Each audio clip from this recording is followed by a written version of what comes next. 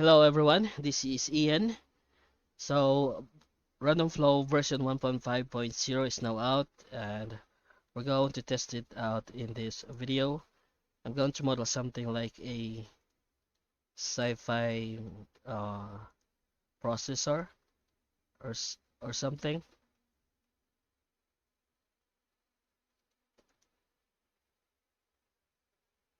So we're going to create the base mesh that's going to be to supply the face selection we're going to use for the randomization. I'm going to mirror this in the I'm clicking on the area I want to mirror and hotkeys X, Y, Z. So in this case, I'm only going to use the XY axis and codify this.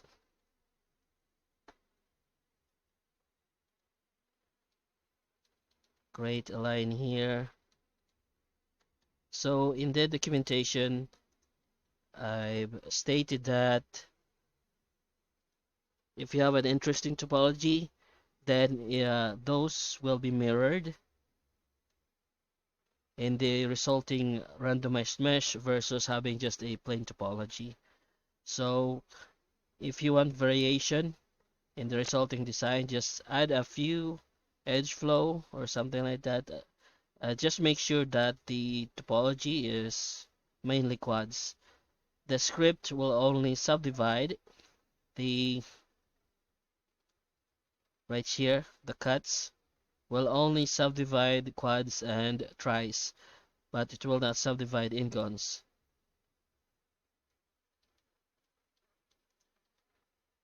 Create this here. This is gonna be the main body of the chip or something. Align it on this elevation. 3D cursor. Scale it to Z axis and press 0. Let's try and auto smooth this. Okay, going back to median point. Let's start here. So I'm going to create some kind of inner mechanism. So random loop extrude is very good for that. I'm going to use 80% of the faces from the source mesh. This is what loop 1 object does.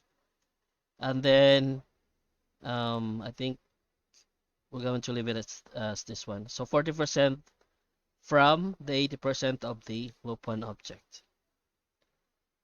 And use base cut of 2, subdivision, loop 1 subdivision of 2. This is loop 2 subdivision of 2.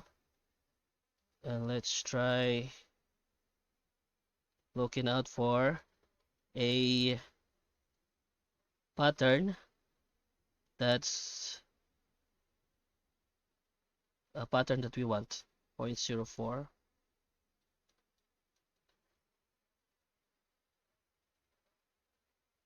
So I'm going to use original only. This will stop loop 2 object from extracting its faces from loop 1 object. If original only is toggled on, then all loop objects will be sourced from the source object or from the face selection, just like loop 1 object. If this is off, loop 2 object is extracted from loop 1, loop 3 object is extracted from loop 2, and so on. So right now they're independent of each other.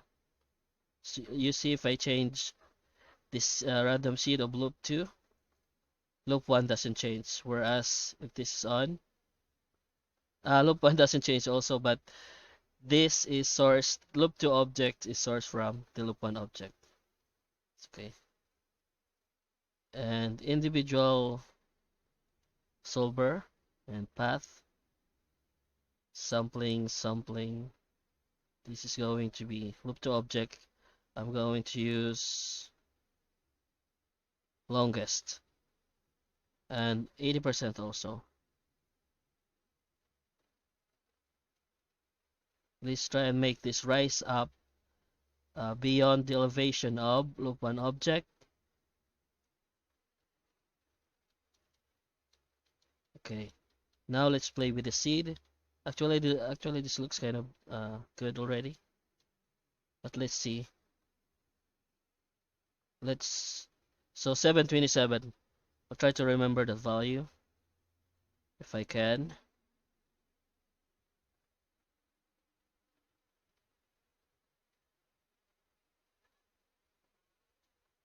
Inner mechanism. The inner mechanism look. Okay, 727. What's this one here?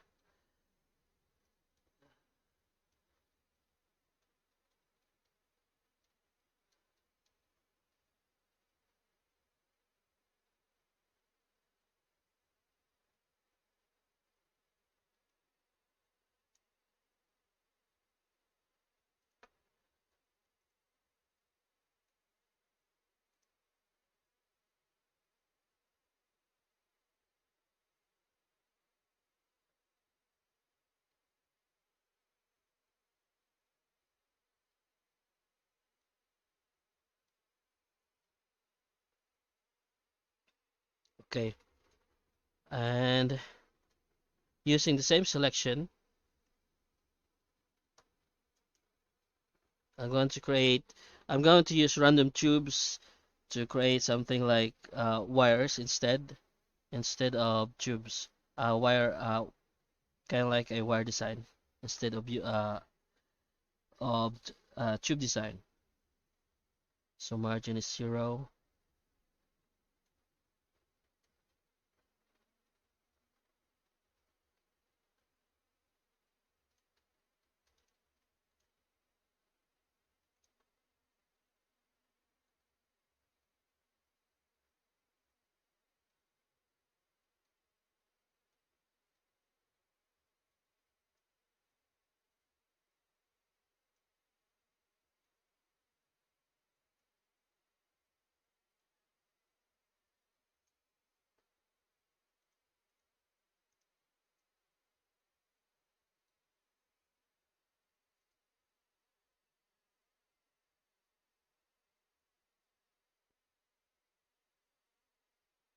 Amount of 10 and length of 10.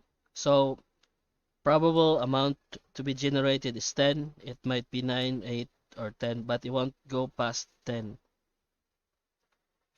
Or the possible amount of tubes to be generated is maximum amount is 10.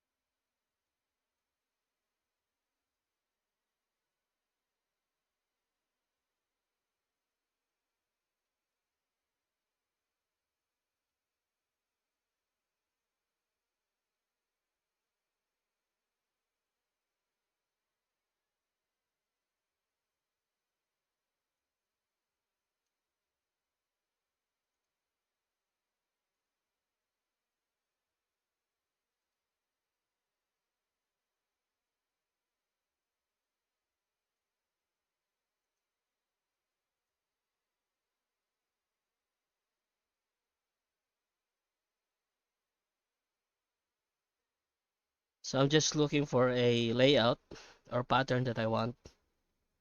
It might be different for you because this is not going to be the same for you because this is of course randomized, but only use the general workflow that I'm using. Then I could go with this one. So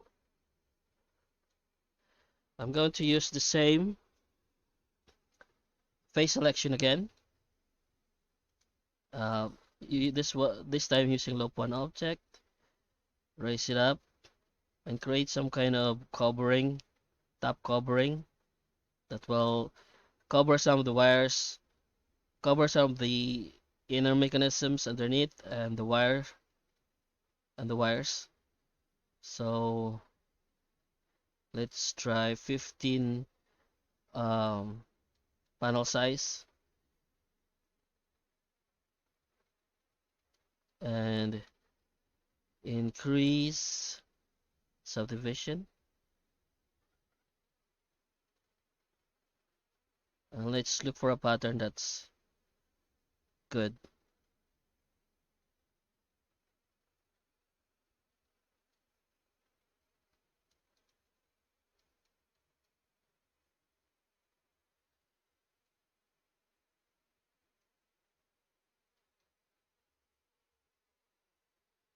So let's try 90% of the faces selected.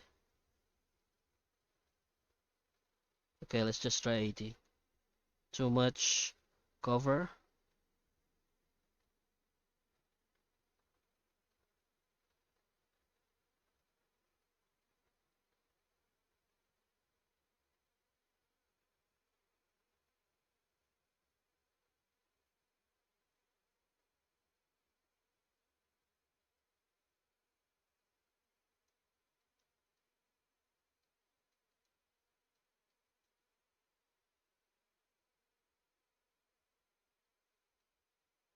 I think this is good. There isn't too much cover, and also lets out the uh,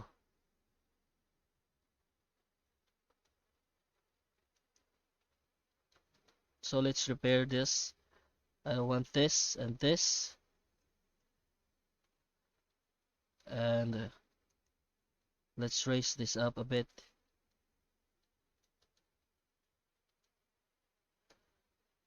L, and deselect this and make the rest rise up.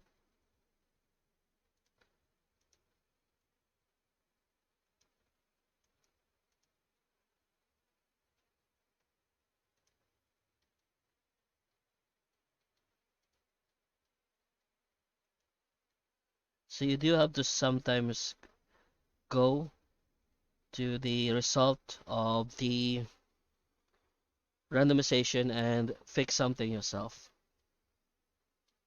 Okay, let's go to secondary details. And this one here, this is an in-gun face. Let's try and quantify this using quad slice. And you can see here, there's double edges, almost zero length area faces. So 0.001. There we go.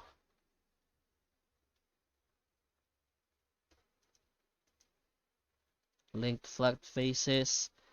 And let's try random loop extrude. Before we activate this, let's make sure that we have lower subdivision.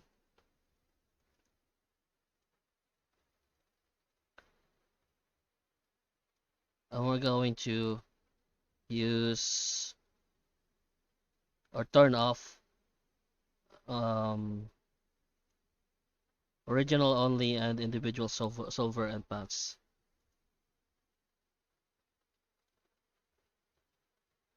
Can actually copy a value from this.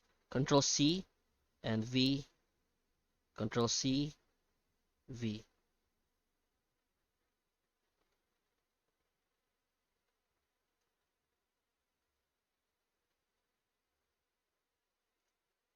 %60 of loop one object.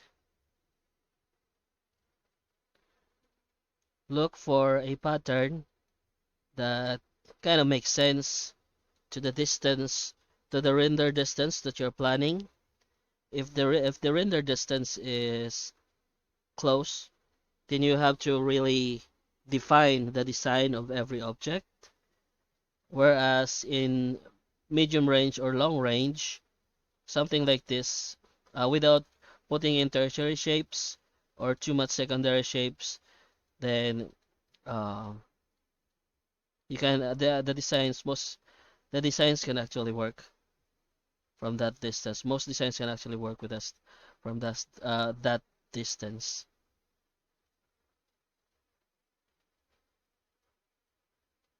without too much detail. without you adding too much detail. So I think the really thin faces here is actually creating this effect here. I think we could use that to our advantage, but let's try, and I'm going to use none. Let's try radial. In radial, the path doesn't work in radial. This only works on recursive and sampling.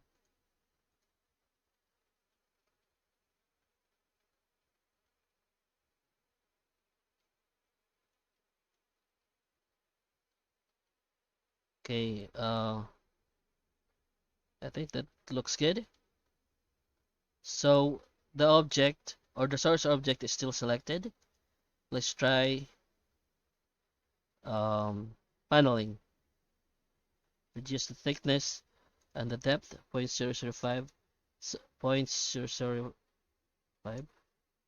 This all depends on the size of the object that you're using. Radial.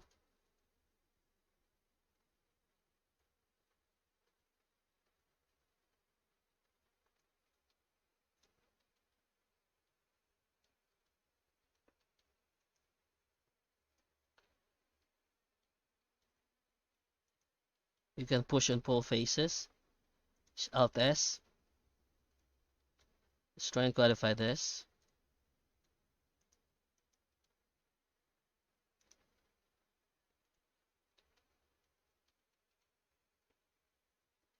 And design stuff manually.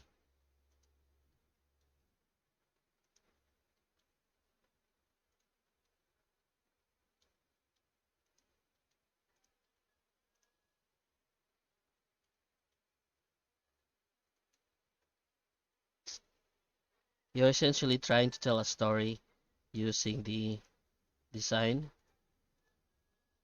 and you can actually choose to let the viewer make the story for themselves before you actually tell your own version.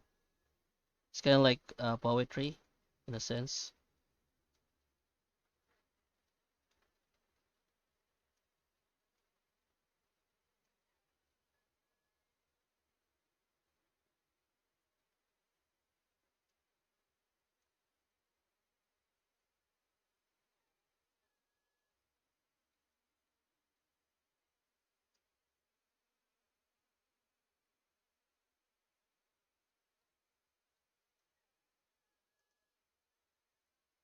Let's delete this and only keep this one.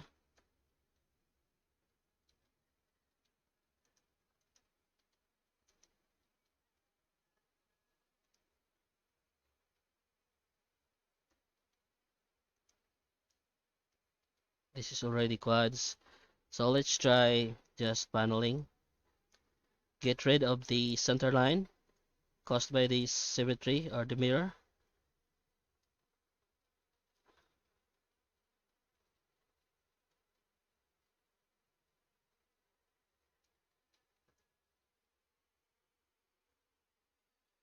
What is this? This is, let's quantify this.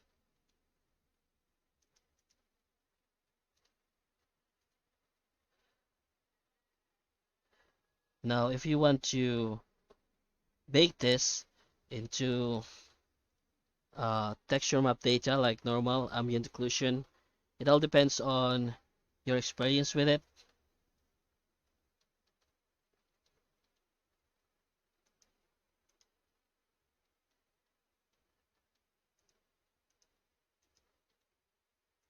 In a sense that how you can pull it off, because it is possible, but that's for you to learn, because the add-on is entirely a different thing. I may try and show you how I do it in the future if I have more time. This face here,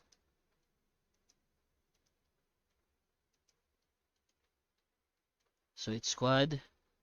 Let's try paneling.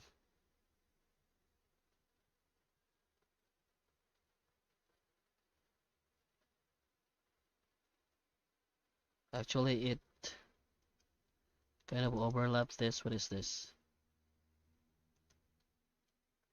And what is this?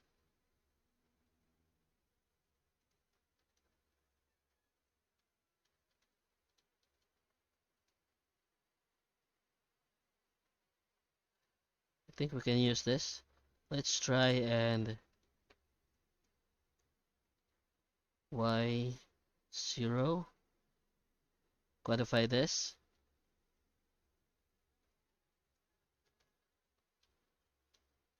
So grade project quad slice is really great for quantifying stuff. If they are mostly angular,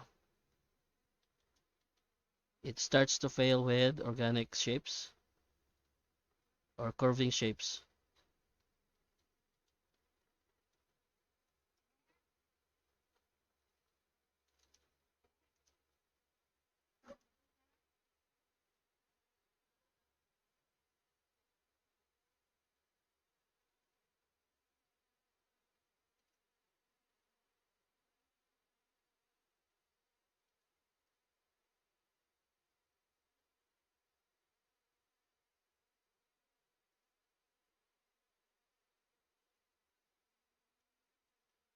Now let's go back to the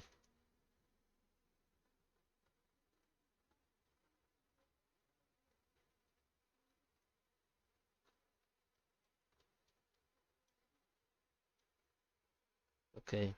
So we have very detailed areas here and relaxed areas here. So make sure to, while you're designing, make sure to zoom out and be sure to have planned the relaxed areas and the areas that are more detailed, so it won't, the viewer's eyes have areas to relax, and the model won't look so detailed.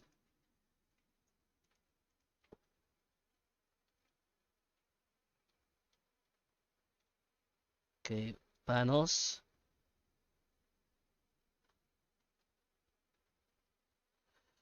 I want to get rid of this. In the sharp angle, I want to get rid of that, so let's increase the cutoff to 90 degrees.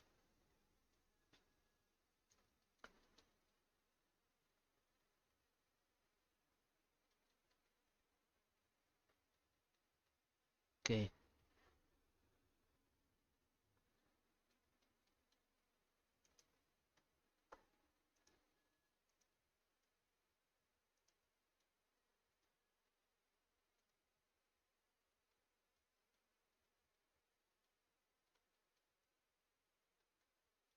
I'm looking for areas where the cutoff has produced, uh, the higher cutoff has produced artifacts, so I can use the seed value to create another pattern or go for another pattern. So everything's okay. And we're going to add screws, panel screws, cylinder margin, radius, margin. I'm going to use captive.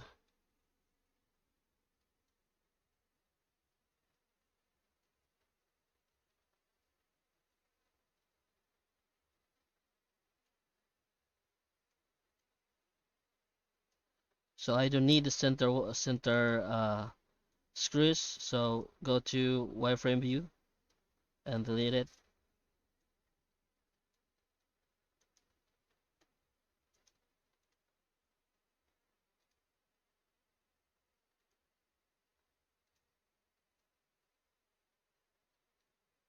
Select the screw and screws and delete the ones that you don't need.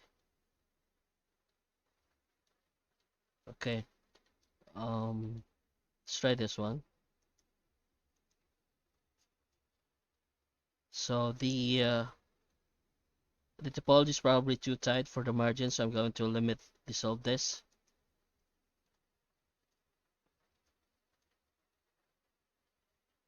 select the screws, and delete the ones that I don't want. What? Okay.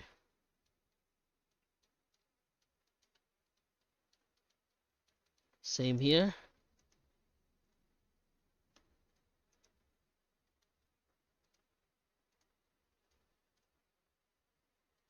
Margin to 0. Let's start at margin to 0. And there we go. Now delete the ones that I won't want.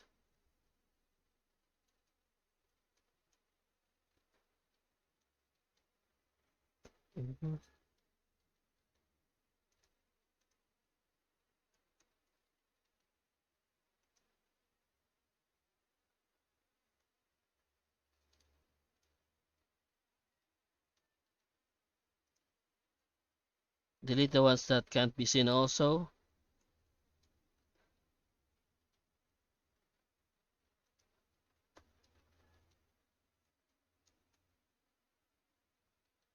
So if it can't be seen, just delete it because it's a waste of geometry.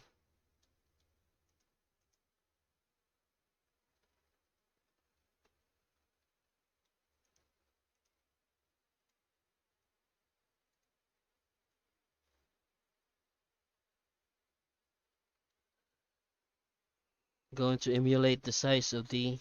Actually, let's go for a smaller size for the other one.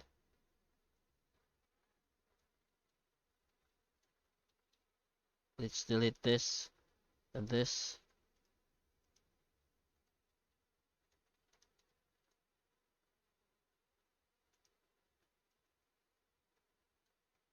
As long as you bring up the rotation to above number 2, above number 1, then it will start to randomize the rotation. As you can see here.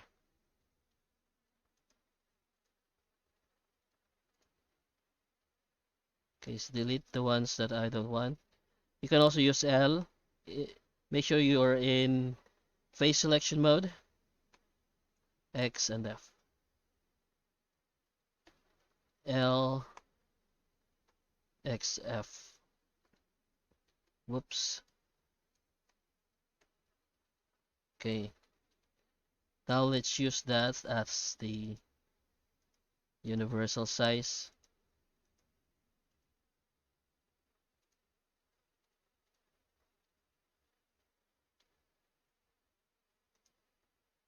L, it will select the linked islands. So in this case, I want, nah, there we go. And who else wants screws? This one. Margin to 0 so we can start fresh.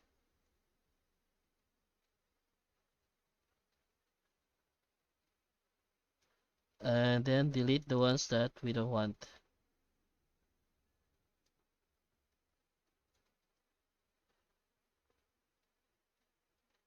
So this is kind of like subtractive modeling.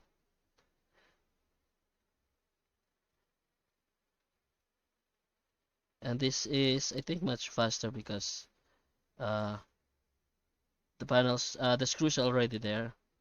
Just have to remove stuff.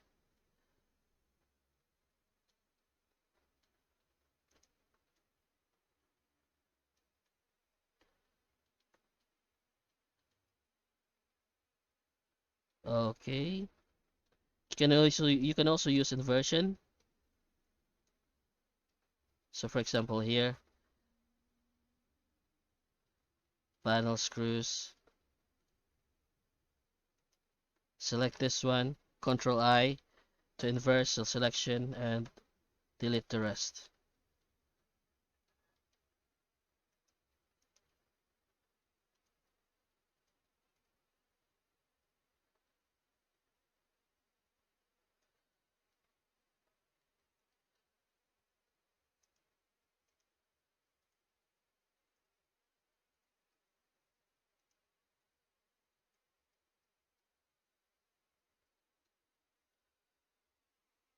Okay,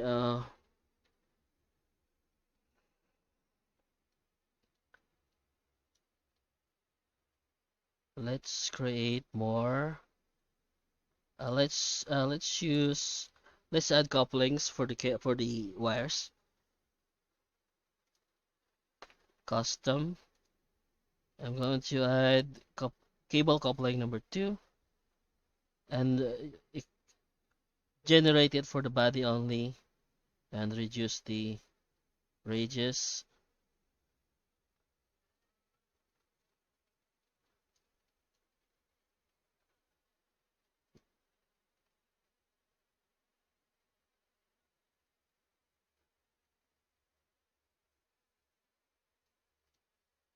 Let's see for trying to look for overlapping problems.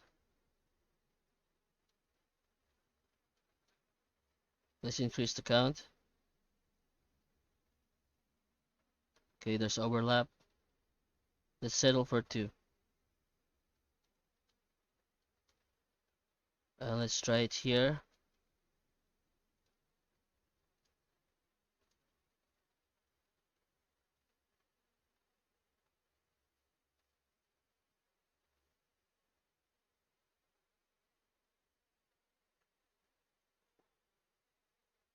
There's too much curvature on that one, so let's use the offset.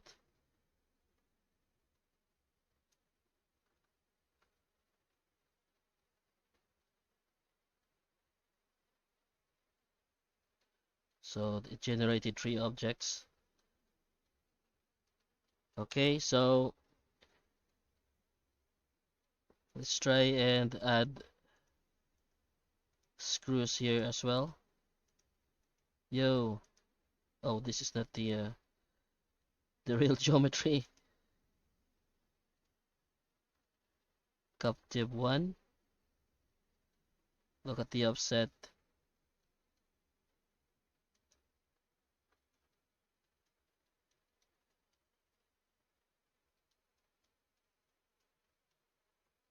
Also another trick before we finish this up. Our source object is already on below a lot of randomized meshes. So to select that, just press Alt right click and it will show you the menu, the select menu with all the objects underneath the mouse cursor. So for example here and here and here we have our cube as the source object. Select that. And for the here for example, so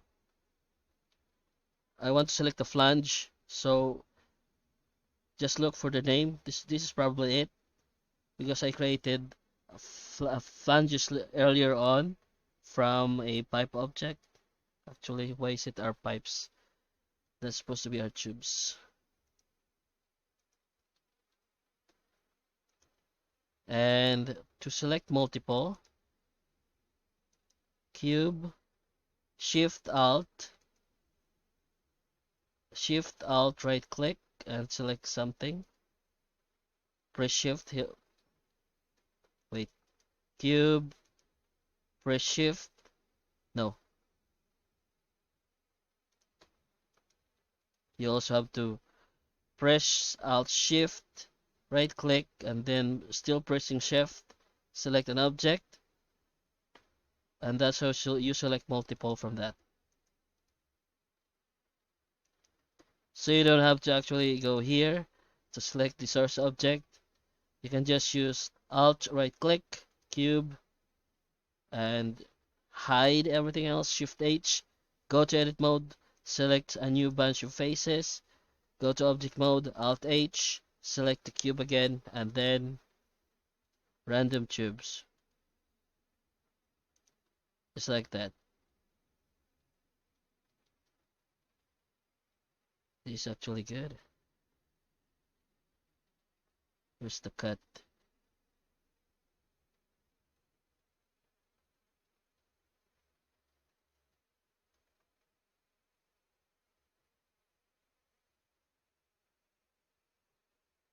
Cool. And okay. this is our what do you call it? Sci-fi processor or something. And let's try and create a vertex color. Going to save this as processor. Okay, let's select all the tube object. If you're not sure about doing this, I'm going to convert this as a mesh so I can color it with vertex color. So if you're not sure about this, just press Ctrl Shift S to save it. That's another file. Then there's a minus and plus icon in the save text box. Just press the plus icon. So if right now if I've saved this as processor.blend, if I press the plus icon, it will be processor01.blend and save it. So you have a copy where the curve object is still a curve object. So right now I'm going to convert this the curve objects as mesh. So apply mesh and just press OK to apply them and not use any of this. And now they're mesh objects. So select one again, Shift G, T, type. Since they're all meshes, going to make the highlights, selection highlights disappear. Alt Shift C and random color. I've got values here, which is the preset. So this is essentially black and white for me. So for saturation, the maximum I reduce to 0, and the value, the minimum will be 0.6. So in the future, I'm planning to create.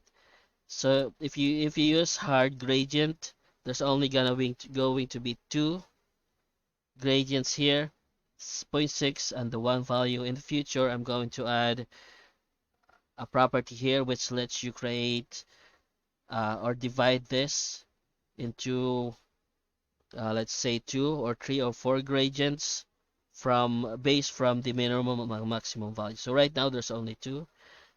This is soft gradient.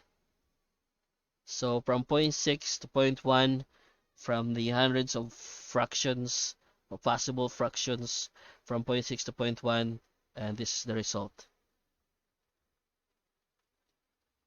Okay, so this is actually good. Let's try this hard gradient. You can still play with the minimum, maximum. If one is too, let's try 0.9. So what do you think? Hard or soft? Hard or soft? Hard it is. So this is our, you can still, after this, you can still pick an object, something like this. And since this is single objects, we're going to instead use islands, since this is islands, or the panel object is in islands. This island offset here. So basically, if you use 2, for example, it's going to have an interval of 2, or you assign a color to 2 islands before changing another color.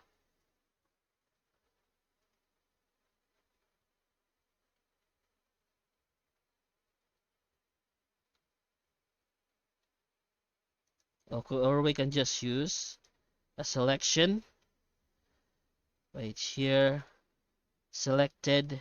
Now I'm going to use color and value of 1 and get rid of blue, get rid of green as well, um, and saturation of 1. So I get the red without randomization. So it's exactly red, the color that I want. So you can also use this to assign the vertex color that you want by just adjusting the minimum and maximum values. Let's try it here. L, select the island, and just press this. So I've got a message that you have to, with this type of menu, when there's no OK, you have to kind of tickle one of the properties just to change the confirm the value. So you don't have to do that. You can actually just use the limit, one of the boolean toggles. For example, this selected. So this serves as an OK button.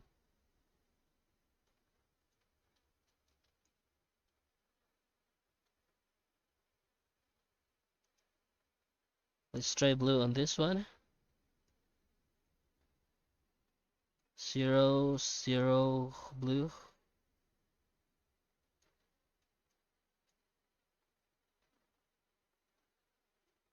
There we go.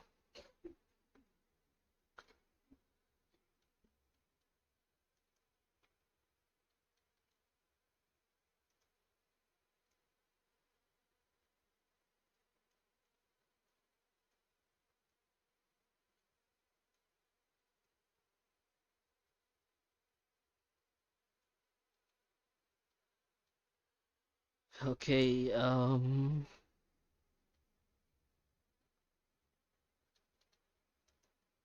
let's try to draw a triangle here using Cuber. So in the future, Ice Tools and Cuber will be a single tool with a lot of its vanilla functions optimized and modernized. Some of the operators that are uh, less used will be removed.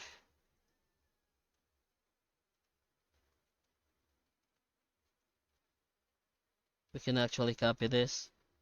But things like the material assignment, the vertex color is going to be kept because it's pretty useful. So copy and set, select that. So instead of using texture for the triangle, just because it's just very simple, we can just draw it and then select everything, assign a new material, and then with everything selected, we call math to attach the vertex color to the diffuse of the material assigned. There we go. And we can view the material here.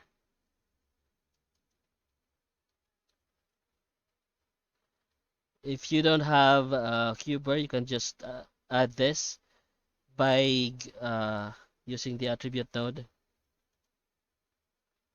Make sure that you have node wrangler enabled in the add-ons and go to input vertex color and it will show you the names of the vertex colors in the object selected.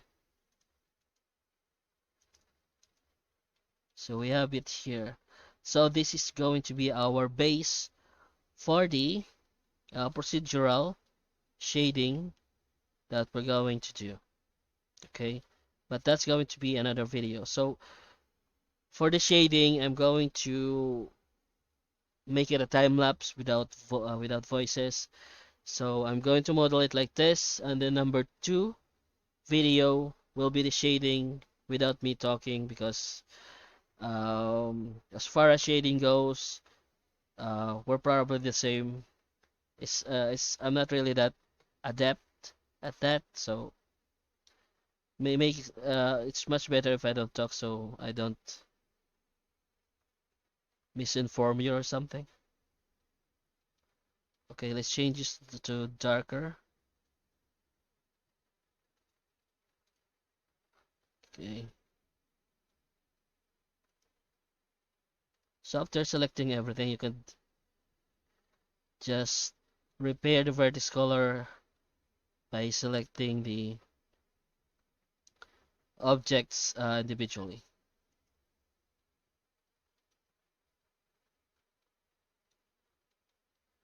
Okay, so this is where it starts, where I attach my grunge nodes here. I multiply, color, mix. You can multiply your grunge textures here, and use it for the specular and metallic, and that's going to be as a separate video. Okay, so it will be faster. So with modeling and using the add-on, I'm going to be talking, and with the shading, I'm just going to show you the time-lapse version where you can just pause stuff and see what I'm doing. So next video will be the shading of this, and hopefully I can get it right. Okay, so that's it. This is our Scifi chip. Actually, I'm going to save it. This is now processor, oh, not 0.01, it's 1. I'm going to select everything, and where's the, oh, apply mesh, and join selected to the cube. Okay. So this is not, they're not a single airtight object, they are simply joined objects, as in just like using Control J. So let's mirror this, XY.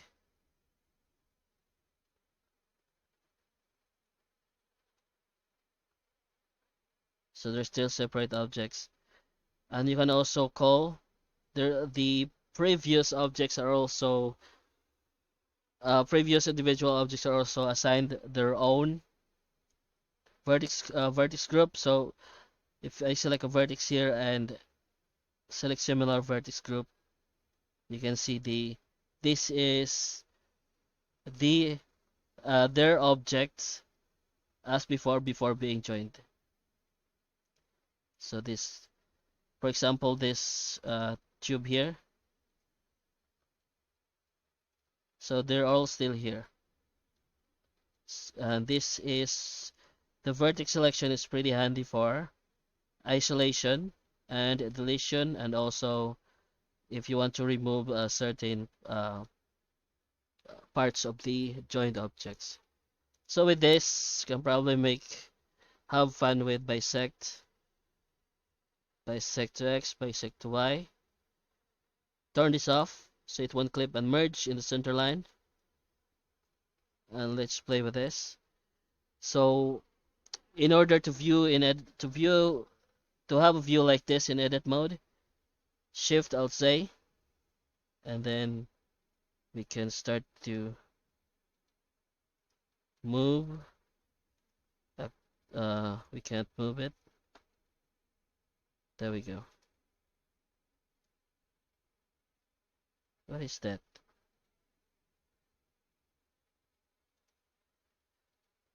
There's a shading.